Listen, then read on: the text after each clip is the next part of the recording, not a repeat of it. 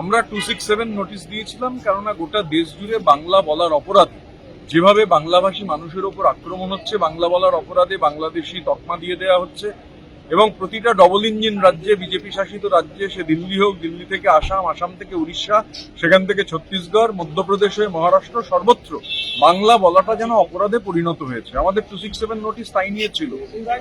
আমাদের আসাম থেকে প্রতিবেশী রাজ্য উত্তম কুমার ব্রজবাসী বাংলায় থাকেন 50 বছর ধরে, তাকে এনআরসির নোটিশ পাঠিয়েছে।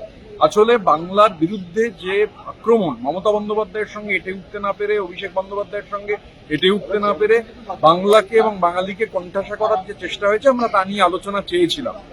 বাংলা ভাষা এমন একটা ভাষা যে ভাষা রক্ষার জন্য মানুষ প্রাণ দিয়েছে, কিন্তু সেই দাবি মানা হয়নি। না, সেই দাবি মানা হয়নি, সেই দাবি ওরা মানেননি।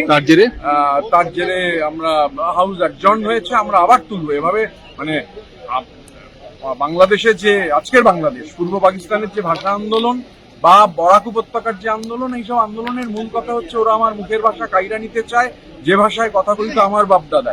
তো বাপদাদার ভাষা রক্ষার লড়াইয়ের যে আন্দোলন, মমতা বন্দ্যোপাধ্যায় নতুন করে ভাষা আন্দোলনের ডাক দিয়েছেন। এই আন্দোলন চলবে ভোট অবধি। ওরা এখানে আমাদের কণ্ঠরোধ করতে পারে, কিন্তু বাংলা এবং বাঙালির কণ্ঠরোধ ওরা কোনোভাবেই করতে পারবে না। বাংলা ভাষা তার স্বমহিমায়, বাংলা ভাষা রক্ষার জন্য যে লড়াই, নতুন করে সেই লড়াইয়ের মমতা বন্দ্যোপাধ্যায় ডাক দিয়েছেন, এই লড়াইকে মানুষ সফল করে তুলবে।